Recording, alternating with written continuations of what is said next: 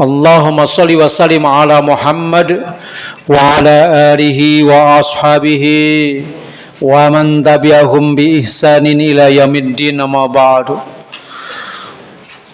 Fa ya ibadallah, usikum wa nafsi bi taqwallah wa ta'atihi la'allakum tuflihun, faqad fazzal muttaqun. Allahumma la sahla illa ma ja'altahu sahla wa anda dajalul hazna idza syi'ta syahla. Jamaah salat isya dan tarawih rahimakumullah. Mari senantiasa kita melandasi hidup kita dengan landasan takwa Allah.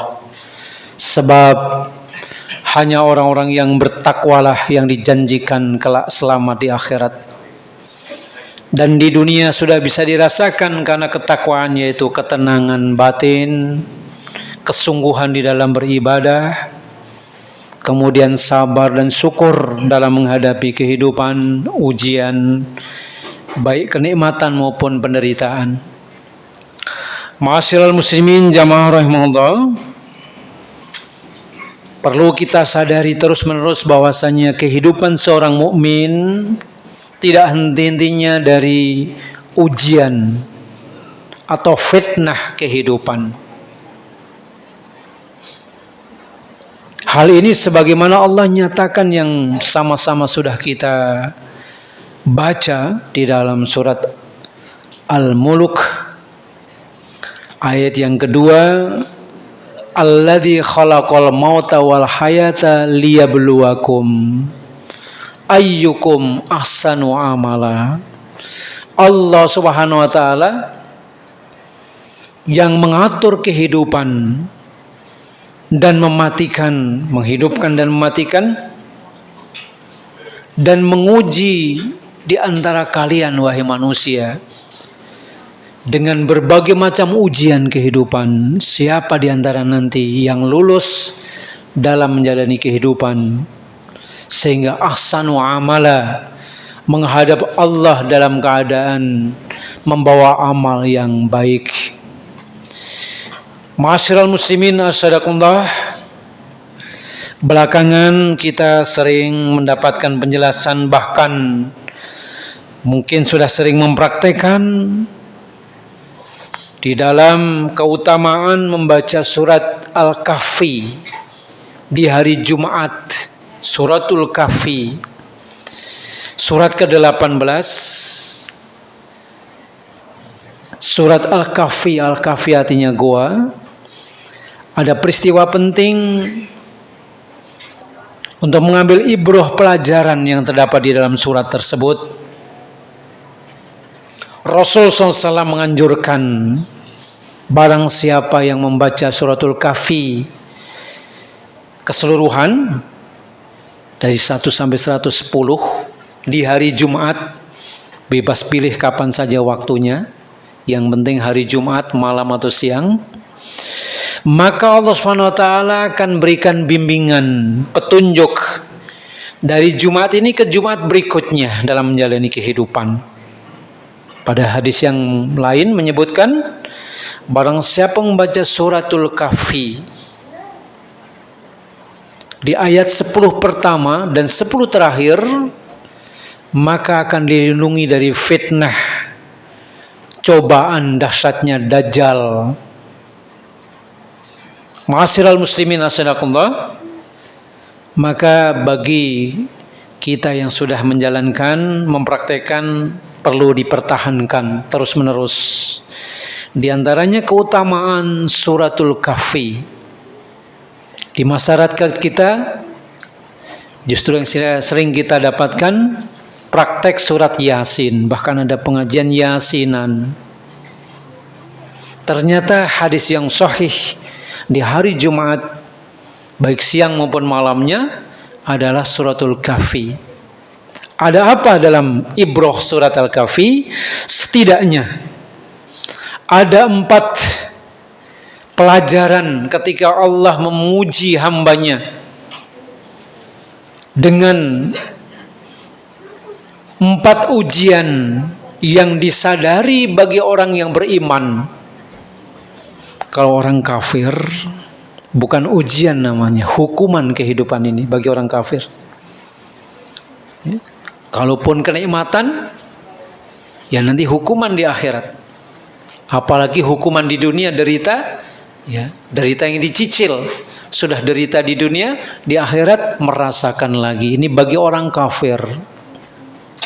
Tapi bagi orang beriman adalah ujian demi ujian, fitnah demi fitnah.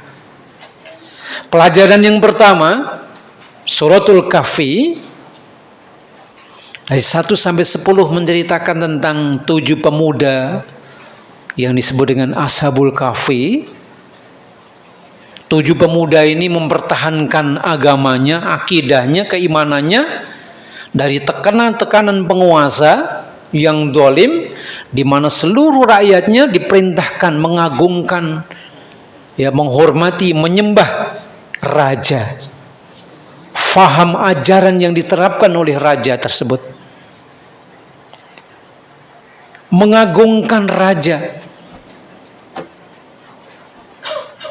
Di dalam Al-Quran juga kita mengenal kisah bagaimana Fir'aun, Namrud memaksakan rakyatnya untuk mengagungkan, menyembah dirinya.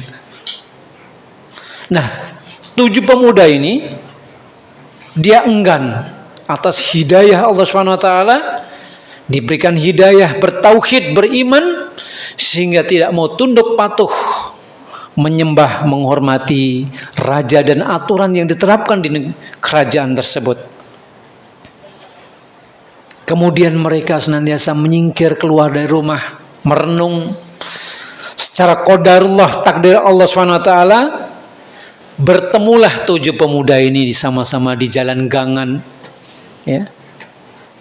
Bertemu di pinggir jalan, kemudian saling bertanya, lalu mengutarakan hati dan pikirannya dengan nasib yang sama, pemikiran yang sama. Maka sepakatlah ketiganya, ya sudah, coba kita menyingkir saja, keluarlah, barangkali ada jalan keluar yang aman buat kita. Maka ketujuhnya mereka melakukan safar rihlah sampai masuk hutan, dan bertemulah goa atau terowongan. Lalu mereka masuk, mengamankan diri, menyelamatkan dirinya. Allah tidurkan selama 309 tahun, mempertahankan demi agamanya. Sebab siapa yang ketahuan tidak mengagungkan raja, tidak mengikuti aturan yang diterapkan di negara tersebut, maka lepaslah nyawanya. Maka demi mempertahankan agamanya. Jadi fitnah agama, ujian terhadap agama seorang, senantiasa ketika seorang menyatakan La ilaha illallah Muhammadur Rasul, tidak henti-hentinya. Hasiban nas ayutraku ayakulu amanna wa hum la yuftanun. Apakah manusia mengira dia mengatakan aku beriman, agamaku Islam, ini KTP-ku Islam, lalu dibiarkan begitu saja, tidak diuji oleh Allah? Tidak. Berangsur-angsur terus diuji keimanannya. Ada yang lulus ujian, dia bertahan sampai mati, wala tamutunna illa wa antum muslimun. Tapi juga banyak yang murtad. Ujian agama prakteknya adalah dalam ketaatan ibadah kepada Allah kadang diuji. Ada kalanya seorang semangat, ada kalanya lemah. Bahkan ada yang surut, bahkan tidak sedikit yang murtad diuji dengan agamanya. Rela juga melepaskan agamanya. Ujian berupa agama. Oleh sebab itu Rasulullah SAW mengajarkan sebuah doa. Allahumma la tajal musibatana fi dinina. Ya Allah, jangan kau jadikan ujian yang menimpa kepada kami sampai merusak agama kami. Biarlah ujian pada harta kami, ujian pada anak kami, ujian pada kedudukan kami, jabatan kami hilang, tidak mengapa. Tapi kalau agama kami hilang, ini iman yang kuat, yang tepat demikian. Lebih baik lepas dunianya, bahkan nyawanya, yang penting agamanya tidak. Allahumma la taj'al musibatana fi dinina. Ya Allah, jangan kau jadikan musibah yang menimpa kami ini menimpa kepada agama kami. Sering pada prakteknya ketika diuji agamanya, mungkin tadinya dia semangat ibadah, kemudian surut. Tadinya rajin ke masjid sholat berjamaah, kemudian dia surut. Tadinya senantiasa sedekah, tilawatil Quran, kemudian dia surut karena ujian. Ujian pertama adalah agama. Yang kedua, ujian berupa harta. Ujian berupa harta, jemaah sekalian. Banyak ayat yang menyebutkan wa'lamu annama amwalukum wa auladukum fitnah. Ketahuilah, harta dan anak kalian, seringnya membanggakan harta, membanggakan anak. Kita kalau mungkin ketemu teman lama reuni yang ditanyakan, sudah berapa anaknya? Anaknya banyak. Mungkin dia tampil dengan membawa kendaraan yang bagus. Harta yang sering dibanggakan. Ternyata ada ujian. Ujian harta di dalam surat Al-Kahfi ditunjukkan dengan sekeluarga 3 kakak beradik. Rencana ingin memetik buahnya, panen esok pagi. Kebiasaan orang tuanya tatkala masih hidup, ketika panen anggur atau mungkin kurma atau tanaman buahnya, sepertiga untuk makan, untuk rezeki keluarganya, sepertiga disodakohkan untuk fakir miskin, untuk fisabilillah, sepertiganya untuk benih berikutnya. Kemudian 2 saudara kakak adik ini mengingatkan, kita jangan tinggalkan kebiasaan ayah kita dulu ketika panen selalu begitu. Tiba-tiba kakaknya satu mengatakan, itu kan ayah dulu, wong ini kita belum menikmati harta-harta kita yang susah payah. Maka yang 2 kalah, dikalahkan oleh kakaknya. Ternyata apa? Begitu masuk di gerbang kebunnya yang direncanakan akan panen, terbayang sekian banyak panenannya, ternyata ludes seperti terbakar hangus. Jadi jamaah sekalian, ujian harta ketika tidak tepat dalam mencarinya mendapatkan, atau tepat mendapatkan tapi salah saluran, tidak segan-segan Allah SWT menggesernya. Mungkin diambil paksa, mungkin bencana, mungkin hilang, mungkin ludes dan lain sebagainya. Ujian harta, jamaah sekalian. Diuji dengan harta. Kadang-kadang seorang sukses ketika diuji miskin, dia masih bertahan sabar, tetap ibadah. Tapi tidak sedikit gagal ketika diuji kaya. Masih rajin ibadah ke masjid ketika mungkin pakaiannya bahkan compang-camping. Kita dengar kisah seorang pemuda yang kayaknya harus gantian dengan istrinya.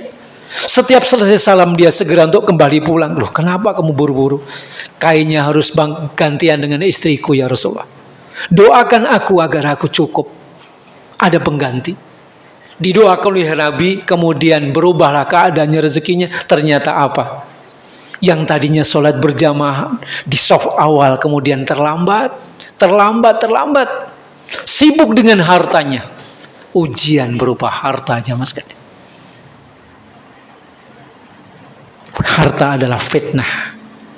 Yang ketiga, ujian berupa ilmu. Di dalam surat Al-Kahfi kita tahu bagaimana Nabi Musa yang dia merendah. Walaupun seorang nabi dan rasul, tetapi dia tetap tampilannya sebagai murid, belajar dengan Khidir. Ujian ilmu. Ternyata kadang-kadang murid tidak sabar ketika menambah ilmunya. Sudah bertambah ilmu, kadang-kadang menjadi sombong, menjadi angkuh. Maka Nabi Musa, kalau dalam pelajaran tersebut termasuk gagal. Ketika Khidir menguji, apa kamu mungkin bisa sabar mengikuti perjalanan bersama aku? Dengan sumpah dan janji, aku akan sabar, sabar. Ternyata benar. Senantiasa bertanya. Belum lengkap pelajaran atau penjelasannya, sudah keburu bertanya. Ujian berupa ilmu, jamaah sekalian. Kadang-kadang seorang, ketika dia menyandang gelar seorang alim, seorang ulama, ilmunya ditukar menjadi dunia dengan keduniaan. Dengan gelar, mungkin LC, mungkin doktor, mungkin profesor, tetapi dia lupa bahwa ilmu Allah lah yang maha alim, al-alim. Ujian ilmu. Kadang-kadang seorang, na'udzubillah, justru dihinakan oleh Allah karena mencampakkan ilmunya.